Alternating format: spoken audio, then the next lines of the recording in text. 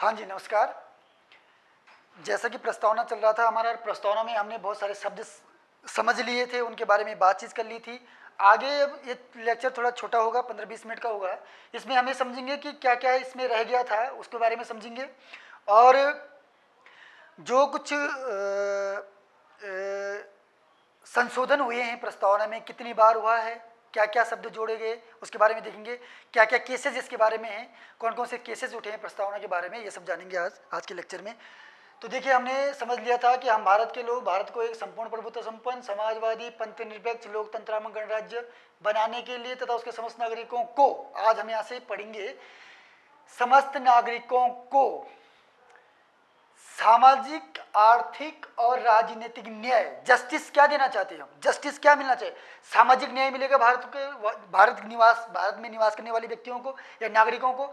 आर्थिक न्याय मिलेगा, राजनीतिक न्याय मिलेगा, विचार की स्वतंत्रता होगी, हम अपने विचार रख सकते हैं, कहीं भी रख सकते हैं, कुछ भी बोल सकते हैं, कुछ भी नहीं बोल सकते हैं, लेकिन अपने विचार प्रकट कर सकते हैं।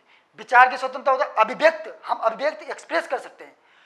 मेरा मन करे कि मैं क्लास पढ़ा रहा हूँ तो पढ़ा रहा हूँ, मेरा मन करता है कि मैं कल मूवी बनाऊँ तो मूवी बना सकता हूँ, मेरा मन करे कि मैं कुछ भी एडवर्टाइजमेंट कर सकता हूँ तो कर सकता हूँ। अभिव्यक्ति की स्वतंत्रता, अभिव्यक्ति की स्वतंत्रता। विश्वास, विश्वास, मैं विश्वास कर सकता हूँ कि भगवान है, मैं नहीं भी विश्वास कर सकता हूँ, मैं कर भी सकता हूँ, नहीं भी कर सकता हूँ, ये हमको स्वतंत्रता है। विश्वास में रख भी सकता हूँ, सरकार में नहीं भी रख सकता हूँ, सरकार में मैं किसी धर्म के प्रति विश्वास रख भी सकता हूँ, नहीं भी सकता हूँ। अभिव्यक्ति, विश्वास, धर्म, मैं किसी भी धर्म को मान सकता हूँ। आज मैं हिंदू हूँ, कल मैं मुस्लिम हो सकता हूँ, परसों मैं ईसाई बन सकता हूँ। किसी भी धर्म को मानने की स्वतंत्रता है, सरकार इस पर कोई हस्तक्षेप नहीं करेगा। मेरा मन करे तो मैं किसी भी धर्म को मानूं, मेरा मन करे तो मैं किसी भी धर्म को न मानूं, मेरा मन करे कि आज मैं हिंदू हूँ, कल मैं मुस्लिम हो जाऊँ, मेरा मन करे कि मेरा धर्म हर एक महीने चेंज करूँ मैं, हर एक साल चेंज करूँ मैं, इसकी मेरे को स्वतंत्रता है। धर्म और उपासना की स्वतंत्रता। उपासना का मतलब होता है धर्म को मानने या पूजा पाठ का तरीका। मैं चाहूँ कि मैं ओम जय जगदीश, मैं दीपक जला के उपासना करूँ, मैं दिया जला के उपासना करूँ, मैं धूप जला के उपासना करूँ, या मैं नमाज पढ़ के उपासना करूँ, या मैं माथा टेक के उपासना करूँ, या फिर मैं हाथ जोड़ के उपासना करूँ। जो मेरी इच्छा है वो मैं कर सकता हूँ। उपासना की स्वतंत्रता। प्रतिष्ठा, प्रतिष्ठा, हम अपनी प्रतिष्ठा को बचाए रख सकते हैं, हम पर कोई लांछन न लगाए, ये हमको स्वतंत्रता है। प्रतिष्ठा और अवसर की समता प्राप्त करने के लिए, ये सब पढ़ लीजिए, सब अखंडता बनाने के लिए, राष्ट्र की एकता और अखंडता, भाईचारे बनाने के लिए, बंधुत्व बनाने के लिए। अब यहां से देखिए, 26 नवंबर 1949 को 26 क्वेश्चन आता है कि हमने एडॉप्ट कब किया संविधान को, अपनाया कब हमने संविधान को। डेट आएगी 26 नवंबर 1949, 26 नवंबर 1949। इस डेट को याद रखिए। हमने पूर्ण रूप से संविधान को लागू कब किया? 26 जनवरी 1950 को। लेकिन हमने अडॉप्ट कब किया? 26 नवंबर 1949 को। ये हिंदी में है सब, मितमांसी शुक्ल सप्तमी अधिनियमित, आत्मार्पित और अंगीकृत, अधिनियमित और आत्मार्पित करते हैं। ये तो थी हमारी प्रस्तावना। प्रस्तावना समाप्त हो गई है। अब हम इसमें देखेंगे कि प्रस्तावना में कितनी बार इंप्लीमेंट हुआ है, कितनी बार संशोधन किया गया है। तो संविधान की प्रस्तावना, संविधान में तो बहुत बार इंप्लीमेंट हुआ है। अगर हम आगे पढ़ेंगे 368 जब मैं पढ़ाऊंगा तो संविधान में संशोधन की प्रक्रिया दे रखी है उसमें। अभी तक संविधान की प्रस्तावना में सिर्फ एक बार संशोधन हुआ है, एक बार संशोधन हुआ है, वो भी कब?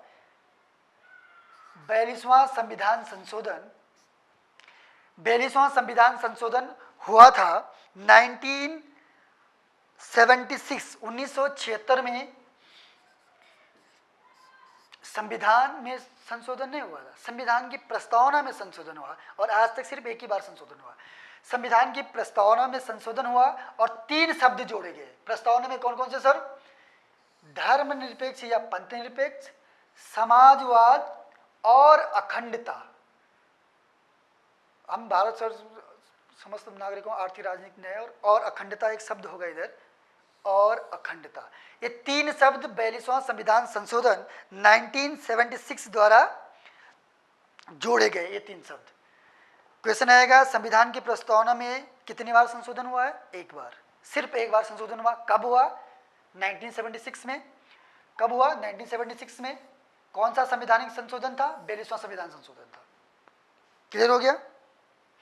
बहुत बार ये आवाज भी उठी, जैसे 1960। अब हम ये पढ़ेंगे कि इसमें कितनी बार आवाजें उठी कि संविधान का पार्ट है ये प्रस्तावना या नहीं है, प्रस्तावना जो है वो संविधान का भाग है या नहीं है। इसके लिए 1960 में 1960 में एक वाद आया था, बेरुवाड़ीवाद। बेरुवाड़ीवाद, बेरुवाड़ीवाद में सुप्रीम कोर्ट ने डिसीजन दिया था कि संविधान की प्रस्तावना संविधान का अंग नहीं है। संविधान की जो प्रस्तावना है वो संविधान का अंग नहीं है। इसके बाद एक दूसरा वाद हुआ 1973 में, वेरी वेरी इंपॉर्टेंट वाद है ये, बहुत बार एग्जाम में पूछा जाता है, केशवानंद भारती केस। केशवानंद भारती वाद या केस, केशवानंद भारती केस 1973 में आया और इसमें सुप्रीम कोर्ट ने अपना डिसीजन लिया या अपना डिसीजन बदला और कहा प्रस्तावना भी संविधान का भाग है। प्रस्तावना भी संविधान का ही भाग है और जब प्रस्तावना संविधान का भाग है तो प्रस्तावना में भी चेंजेस किए जा सकते हैं, इंप्लीमेंट किए जा सकते हैं, जैसे कि पूरे संविधान में होते हैं। तो प्रस्तावना में भी हम क्या कर सकते हैं? चेंजेस कर सकते हैं। लेकिन एक और पॉइंट दिया कि ध्यान रहे मूलभूत ढांचे में कोई बदलाव न हो, मूलभूत ढांचे को छेड़छाड़ नहीं किया जाए मूलभूत ढांचे में। अच्छा, संविधान में दो तीन चीजें बहुत अच्छे से समझा नहीं रखी है। एक तो लाभ का पद क्या है, आगे जब हम पढ़ेंगे तो उसमें बताएंगे कि लाभ का पद क्या है, क्या क्या सुप्रीम कोर्ट ने कहा, और एक मूलभूत ढांचा क्या है। इन सबके विषय में संविधान ने कुछ पॉइंट तो बताए, लेकिन सुप्रीम कोर्ट ने कुछ पॉइंट तो बताए, लेकिन ये भी कहा है कि समय समय पर सुप्रीम कोर्ट आपको बताता रहेगा कि कौन कौन से लाभ के पद हैं या कौन सा मूलभूत ढांचा है संविधान का। तो ये कहा कि केशवानंद भारती केस में 1973 में जब केशवानंद भारती केस आया तो उसमें कहा कि प्रस्तावना जो है वो संविधान का भाग है। बेरुवाड़ीवाद में क्या कहा कि संविधान का भाग नहीं है, केशवानंद भारती में क्या कहा कि भाग है, इसमें भी संशोधन किया जा सकता है और संशोधन हुआ। 42वां संविधान संशोधन द्वारा ये तीन शब्द हमारी प्रस्तावना में नहीं थे। समाजवाद हमारी प्रस्तावना में पहले नहीं था, पंथनिरपेक्ष या धर्मनिरपेक्ष हमारे संविधान की प्रस्तावना में पहले नहीं था, और अखंडता हमारी संविधान की प्रस्तावना में पहले नहीं था सॉरी, संविधान की प्रस्तावना में नहीं था। ये तीनों शब्द 1976 में हमारी प्रस्तावना में जोड़े गए। इतना समझ में आ गया। फिर से एक वाद आया, LIC वाद।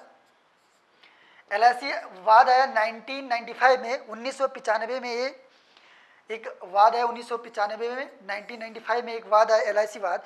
इसमें सुप्रीम कोर्ट ने कहा कि संविधान का भाग ही नहीं है प्रस्तावना, बल्कि अभिन्न अंग है, और ज़्यादा मतलब उसको महत्व दिया गया, प्रस्तावना को और भी ज़्यादा महत्व दिया गया कि नहीं, हमको संविधान का भाग ही नहीं है, नॉर्मल पार्ट नहीं है ये संविधान का, ये अभिन्न अंग है। अभिन्न अंग मतलब इसको हम नज़रअंदाज नहीं कर सकते, इसको हम नज़रअंदाज नहीं कर सकते। हम प्रस्तावना ही हमारे क्या है, संविधान का एक बहुत बड़ा अभिन्न अंग है और यही अभी तक चल रहा है। हाँ, संशोधन कर सकते हैं, मूलभूत ढांचे में कोई चेंजेस नहीं होने चाहिए। ये तो थे संविधान से संबंधित कुछ चीज़ें। अब हम देखेंगे कि जो आपने, जब मैं संविधान सभा पढ़ा रहा था तो एक नाम था प्रेम बिहारी नारायण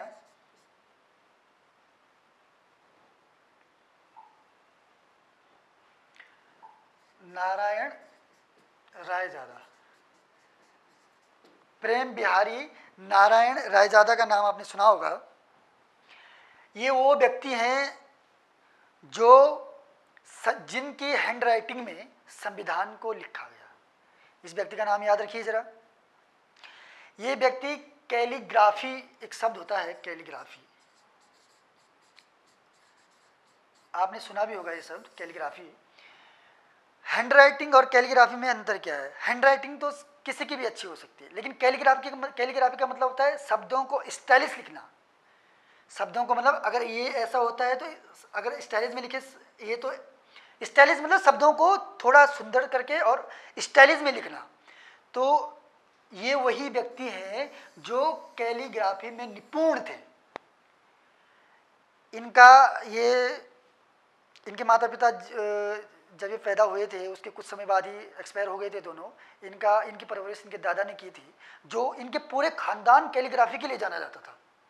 और हमारी संविधान सभा का मतलब एक चाह थी, या संविधान सभा चाहती थी कि हमारा संविधान हाथ से लिखा जाए, हैंड राइटिंग में लिखा जाए तो अच्छा होगा। और तब जाके इन व्यक्ति प्रेम बिहारी नारायण राय, एक ही व्यक्ति का नाम है ये, इस व्यक्तियों को ये कहते हैं कि पंडित जवाहरलाल नेहरू इनसे स्पेशली मिल रहे थे, मतलब बहुत इनके घर पे गए थे और कहा था कि हम आपसे, इनका नाम बहुत फेमस था उस टाइम, कैलीग्राफी के लिए फेमस थे, फेमस पर्सनैलिटी थी। और एकदम कहा कि आप कितने मतलब कितना पैसा लोगे इसको लिखने का, हम सब पे करेंगे। इनका कहना था, प्रेम बिहारी नारायण रायजादा जी का कहना था कि मैं पैसा कुछ नहीं लूँगा, ये मेरा सौभाग्य है कि मैं अपने देश का संविधान लिखूँगा, पर मेरी एक शर्त होगी कि संविधान जो बनेगा, संविधान के प्रत्येक पेज पर, हर एक पेज पर मेरा नाम या मेरे सिग्नेचर होंगे।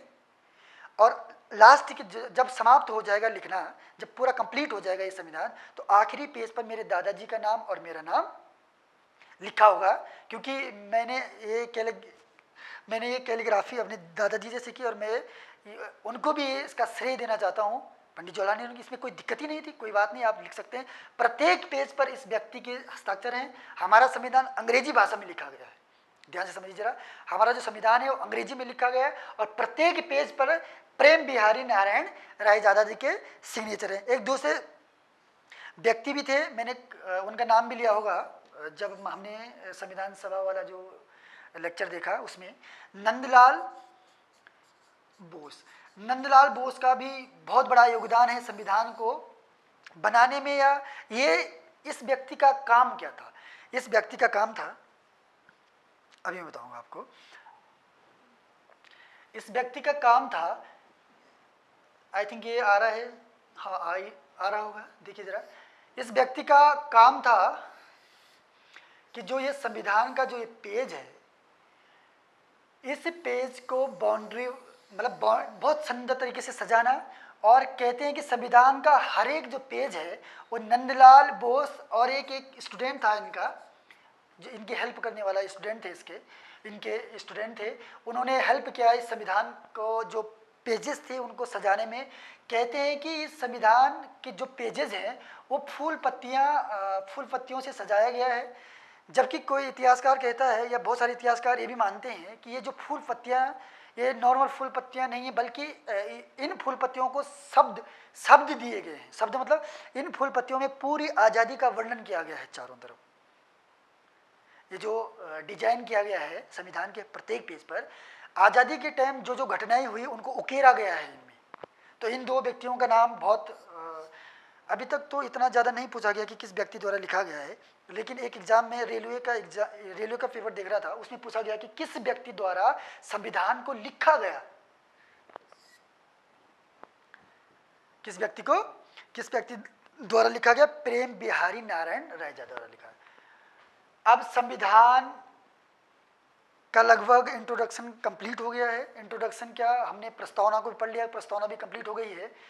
नेक्स्ट लेक्चर में हम अब लेके चलेंगे अंदर की चीज़ों को। अब हमने प्रस्तावना को पढ़ लिया, प्रस्तावना कंप्लीट हो गई, प्रस्तावना से लगभग सारे जो पॉइंट थे वो क्लियर हो गए। अब हम नेक्स्ट लेक्चर जो देखेंगे उसमें हम उस किताब को अब टटोलना शुरू करेंगे, उस किताब के अंदर या उस संविधान के अंदर क्या क्या है ये सब देखेंगे। आज के लिए इतना ही, एक छोटा लेक्चर है ये, और सब प्रस्तावना हमारी समाप्त हो जाती है। ठीक है, धन्यवाद आपका बहुत बहुत।